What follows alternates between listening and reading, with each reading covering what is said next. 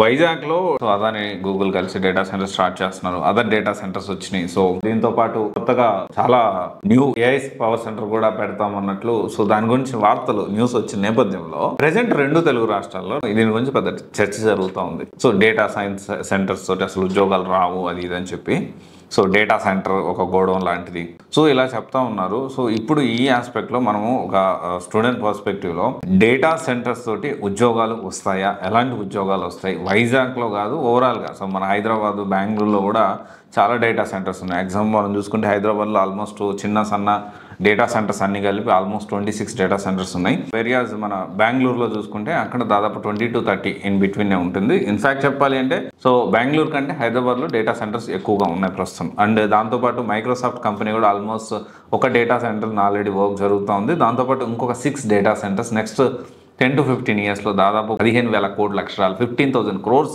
ఈ data centres మీద invest చేయబోతూ ఉంటాయి. అయితే డేటా సెంటర్స్ తోటి జాబ్స్ వస్తాయా, ఇది ఎంతవరకు నిజం అనేది మనం ఈ వీడియోలో మాట్లాడుకుందాము. డేటా సెంటర్స్ తోటి జాబ్స్ వస్తాయి. ఎలాంటి జాబ్స్ వస్తాయి? టెక్ జాబ్స్ ఉంటాయి, నాన్ ఐటీ టెక్నికల్ రోల్స్ ఉంటాయి. దాంట్లో డేటా సెంటర్ టెక్నీషియన్ అతను ఏం చేస్తాడు, సర్వర్స్ ని సో హార్డ్వేర్ ని సో కేబుల్స్ ని వీటన్నిటి చూసుకుంటారు. తర్వాత నెట్వర్క్ ఇంజనీరింగ్ జాబ్స్ వస్తాయి, సిస్టమ్ అడ్మినిస్ట్రేటర్ జాబ్స్ వస్తాయి, సైబర్ సెక్యూరిటీ స్పెషలిస్ట్ వస్తాయి, క్లౌడ్ ఇంజనీర్ అంటే AWS, Azure, GCP వీటి మీద జాబ్స్ వస్తాయి. సో ఇలాంటి జాబ్స్ వస్తాయి. అండ్ దీంతో పాటు అదర్ చిన్న చిన్న జాబ్స్ వస్తాయి. సో అది డిఫరెంట్ స్టోరీ. అయితే ఇక్కడ మనం అర్థం చేసుకోవాల్సిన విషయం ఏంటి అంటే అసలు డేటాని ఎందుకు స్టోర్ చేయాలి, డేటా సెంటర్స్ దేనికి ఉపయోగం, అది మనం అర్థం చేసుకుంటే అసలు డేటా సెంటర్స్ వల్ల మనకి ఏంటి ఉపయోగం అనేది మనకు ఒక ఐడియా ఉండాలి. ప్రతి ఒక్కరికి అర్థమయ్యేలా మాట్లాడడానికి ప్రయత్నం చేస్తాను. ఇక్కడ ఏంటి అంటే డేటా సెంటర్ని డేటా ఎందుకు స్టోర్ చేస్తారు అంటే డేటా ఈజ్ ఎవ్రీథింగ్ అని అంటారు కదా. Data is nothing but mind set of the human being. అంటే ఎగ్జాంపుల్ మన ఫోనే ఉన్నాము, జీమెయిల్ ఓపెన్ చేసామా లేకపోతే యూట్యూబ్ ఓపెన్ చేసాం అనుకుందాం, మనం ఏ వీడియోస్ చూస్తున్నాం, మన ఫేస్బుక్లో పోస్ట్ చేసాం, లేకపోతే ఇన్స్టాగ్రామ్లో పోస్ట్ చేసాం, లేదా థ్రెడ్స్లో పోస్ట్ చేసాం, మన స్నాప్చాట్లో మన స్నాప్లు పంపిస్తూ ఉన్నాం. సో మన ఇంట్రెస్ట్ ఏంటి, ఎక్కడెక్కడ తిరుగుతున్నాము, సో ఎలాంటి ఫుడ్ హ్యాబిట్స్ ఉన్నాయి మనకి, ఎలాంటి షాపింగ్ మాల్కి వెళ్తాం తీస్తాం, అక్కడ లొకేషన్ ఏ లొకేషన్స్కి మనం వెళ్తున్నాం, సో ఎలాంటి బట్టల్ని మనం ఎలాంటి డ్రెస్సుల్ని ఎలాంటి అవుట్ఫిట్స్ని మనం ఇంట్రెస్ట్ చూపిస్తున్నాం, ఒకవేళ ఏదైనా కోర్స్ నేర్చుకోవాలంటే ఎలాంటి కోర్సెస్ కోసం మనం చూస్తూ ఉన్నాం, ఒకవేళ జాబ్ వస్తే ఎలాంటి ఇళ్ళ కోసం మనం చూస్తూ ఉన్నాం, ఎంత బడ్జెట్లో చూస్తున్నాం, ప్రతి ఒక్కటి అంటే ఇట్ ఈజ్ నథింగ్ బట్ ప్రతి ఒక్కటి అబ్జర్వ్ చేస్తారు. దీన్ని అబ్జర్వ్ చేసి ఈ డేటాను అంతా ఒక దగ్గర స్టోర్ చేసేది ఎందుకు అంటే దాన్ని వాడుకోవడానికి. ఇప్పుడు మనం అర్థమయ్యే భాషలో మనం మాట్లాడుకుంటే రైతులు పంట పండిన తర్వాత ఒక చలివేంద్రంలో పెట్టుకుంటారు. ఎందుకు పెట్టుకుంటారు? కోల్డ్ స్టోరేజ్ ఎందుకు పెట్టుకుంటారు? అక్కడ కొన్ని రోజులు నిల్వ ఉంచి అక్కడి నుంచి అమ్ముకుంటారు, అక్కడి నుంచి కొంతమంది ఇంకొక చోటకు పంపిస్తారు, అక్కడి నుంచి ఇంకో చోటకు పంపిస్తారు, లేకపోతే కొంచెం బేరం వచ్చేదాకా ఉంచుకుంటారు. ఏంటి ఎక్కడిదక్కడ పంపించడానికి అక్కడ స్టోర్ చేస్తారు.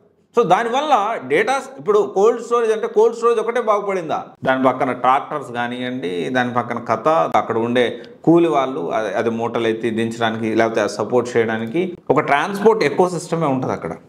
అక్కడి నుంచి మళ్ళీ ఏం చేస్తారు, మళ్ళీ మనకు అర్థమయ్యే భాషలో మాట్లాడుకుంటే రకరకాల ప్లేసెస్ నుంచి తీసుకొచ్చి డీమార్ట్, తర్వాత రత్నదీపు, తర్వాత ఇంకా మోరు ఇలాంటి సూపర్ మార్కెట్స్ అన్నీ కూడా అక్కడి నుంచి, అలాంటి సూపర్ మార్కెట్సే కాదు చిన్న చిన్నవన్నీ కూడా అక్కడి నుంచి తెచ్చుకొని మళ్ళీ ఇక్కడ స్టోరేజ్ పెట్టుకుంటారు, లేకపోతే ఇక్కడ నుంచి డైరెక్ట్ సప్లై చేయడం ఇదంతా జరుగుతుంది కదా. సో ఇక్కడ ఊరికి చలివేంద్రంలో పెట్టుకొని సంవత్సరాల తరబడి దాన్ని అక్కడ పెట్టడానికి కాదు కదా. ఇప్పుడు చలివేంద్రంలో ఎందుకు పెడుతున్నాను, కొన్ని రోజులు దాన్ని వాడుకోవడానికి అక్కడ పెడుతున్నారు ప్రజెంట్ పాడవకుండా. అట్ ద సేమ్ టైం డేటాని ఒక దగ్గర స్టోర్ చేస్తున్నారు. ఆ తర్వాత దాన్ని డేటా మీద రీసెర్చ్ చేస్తారు. రీసెర్చ్ చేసి బిజినెస్కి అనుగుణంగా ఎలా మార్కెటింగ్ చేసుకోవాలి, ఒక ప్రోడక్ట్ ఉంది ఎలా మార్కెటింగ్ చేసుకోవాలి, లేకపోతే వాళ్ళ హ్యాబిట్స్ ఎలా ఉన్నాయి, దాని తగ్గట్టు ఇంకొత్తగా ఏం ప్రోడక్ట్స్కి మనం క్రియేట్ చేయొచ్చు, ఎక్కడ గ్యాప్ ఉంది.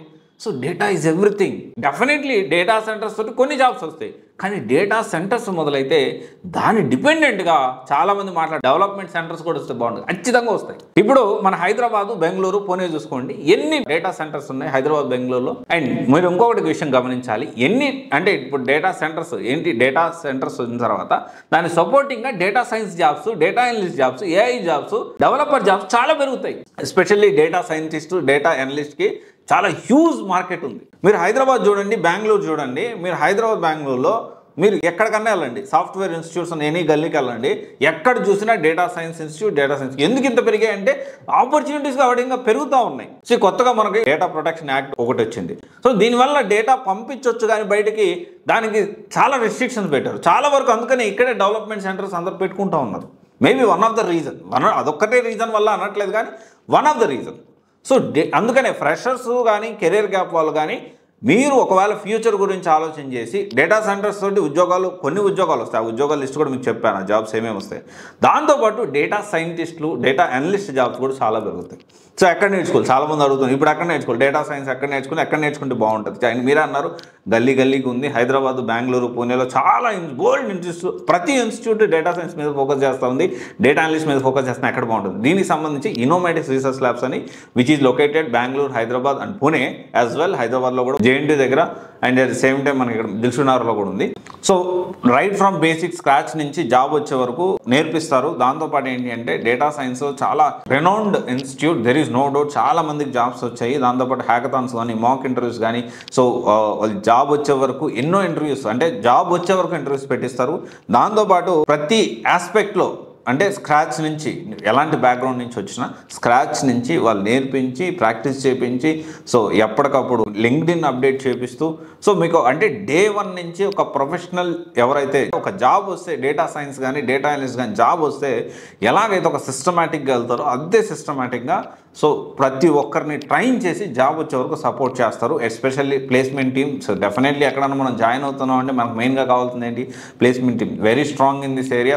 నాట్ ఓన్లీ ప్లేస్మెంట్, టీచ్ చేసే వాళ్ళు కూడా చాలా వర్కింగ్ ప్రొఫెషనల్స్, సో చాలా సీనియారిటీ ఉన్న పర్సన్స్ అండ్ చాలామందికి జాబ్స్ వచ్చాయి. సో ఇది ఒకసారి క్రాస్ వెరిఫై చేసుకోండి. One of the best institute for data science అంటే ఖచ్చితంగా ఇన్నోమేటిక్స్ రీసెర్చ్ ల్యాబ్స్ అంటారు.